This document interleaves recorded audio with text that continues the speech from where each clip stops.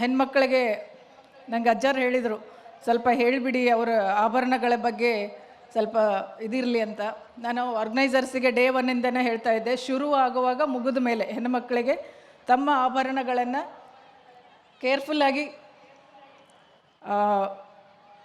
ಏನು ಹೇಳ್ತೀರಿ, ನಮ್ಮ ಸೇಫ್ಟಿಯಲ್ಲಿ ನಾವು ಹೋಗಬೇಕು.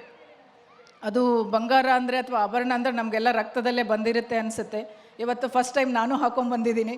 ನೀವು ಹೋಗುವಾಗ ಯಾವುದೇ ಅಹಿತಕರ ಘಟನೆ ಆಗದೇ ಇರೋ ಥರ, ನೀವು ಈಗ ಮನೆಗೆ ಕೀಲಿ ಹಾಕಿ ಬಂದಿರ್ತೀರಿ, ಏನು ಇಟ್ಟಿದ್ದೀರಿ, ಎಲ್ಲಿಟ್ಟಿದ್ದೀರಿ, ಸೇಫಾಗಿ ಇದೆಯಾ ಇಲ್ಲವಾ ಅನ್ನೋದ್ರ ಬಗ್ಗೆ, ಹಿಂದಿನ ಬಾಗಿಲು ಸ್ವಲ್ಪ ಗಟ್ಟಿಯಾಗಿರೋದ್ರ ಬಗ್ಗೆ, ಕೋಟಿಗಂಟ್ಲೆ ಮನೆ ಕಟ್ತೀರಿ, ಜಾಡಿಸಿ ಒದ್ರೆ ಮುರಿದು ಹೋಗುತ್ತಂಥ ಬಾಗಿಲ ಹಿಂದೆ ಹಚ್ತೀರಿ, ಜಸ್ಟ್ ಒಂದು ಬೋಲ್ಟ್ ಹಾಕಿಬಿಡ್ತೀರಿ, ಅವನ್ನೆಲ್ಲನೂ ಸೇಫ್ಟಿ ತೊಗೊಂಡು ನೀವೆಲ್ಲ ಸೇಫ್ ಆಗಿರಿ ಅಂತ ನಾನು ಈ ಸಂದರ್ಭದಲ್ಲಿ ಆಶಿಸ್ತಾ, ಈ ನನಗೆ ಅವಕಾಶ ಮಾಡಿಕೊಟ್ಟಿದ್ದಕ್ಕೆ ಪೂಜ್ಯ ಸ್ವಾಮೀಜಿಯವರಿಗೆ ಮತ್ತೆಲ್ಲರಿಗೂ ಧನ್ಯವಾದ ತಿಳಿಸ್ತೀನಿ. ಎಲ್ರಿಗೂ ನಮಸ್ಕಾರ.